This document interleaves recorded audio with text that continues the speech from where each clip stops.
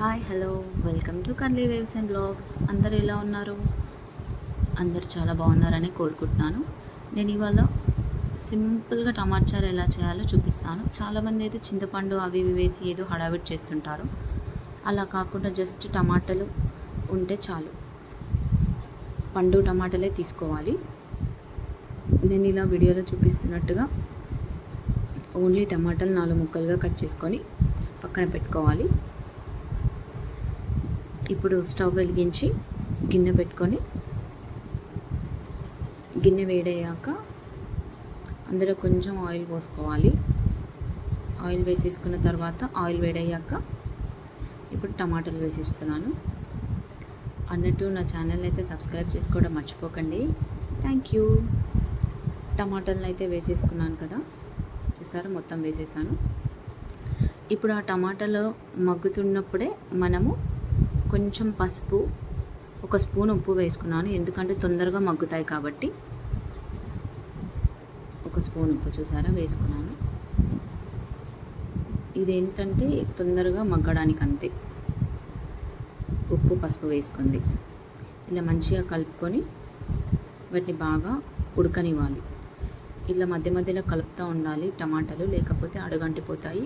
Medium ఫ్లేమ్లోనే ఉడికించుకోవాలి. ఈసారి ఈజీగా ఉడికిపోయినాయి.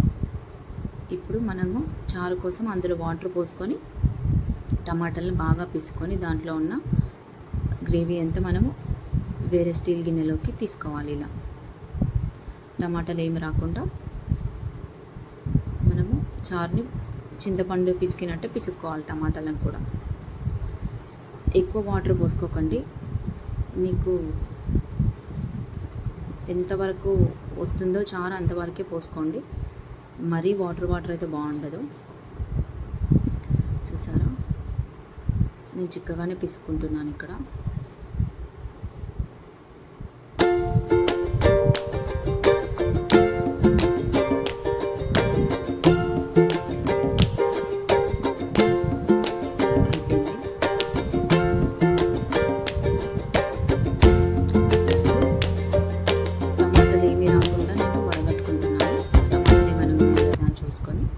కొంచెం అయితే పిప్పి వచ్చింది, అది తీసి పక్కన పడేస్తున్నాను.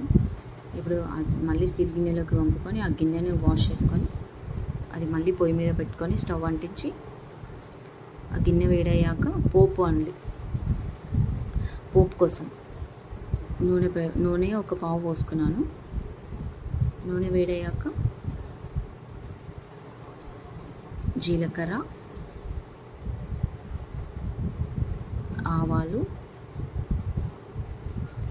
పచ్చగా దంచిన వెల్లుల్లి రెబ్బలు 5-6 తీసుకోండి, బాగుంటాయి టేస్ట్. నేను ఇందులో కారం ఏం వేయట్లేదు, ఎందుకంటే ఎండుమిర్చితోనే కారం వస్తుంది. సరిపడా ఉప్పు వేసుకుంటే చాలా అంటే చాలా టేస్టీగా ఉంటుంది. ఇంకా కారము, పచ్చిమిర్చి అట్లాంటివి వేయాల్సిన అవసరం లేదు. జస్ట్ సింపుల్గా చూపిస్తున్నాను మీకు. పసుపు అండ్ లాస్ట్లో కరివేపాకు. మంచిగా ఆయిల్లో ఫ్రై అయ్యాక పోపు చూసారా, పోపు మంచిగా ఆయిల్లో ఫ్రై అయిపోయింది. ఇప్పుడు మనము వడగట్టుకొని పెట్టుకున్న టమాటా చారుని దాంట్లో పోసేసేయాలి.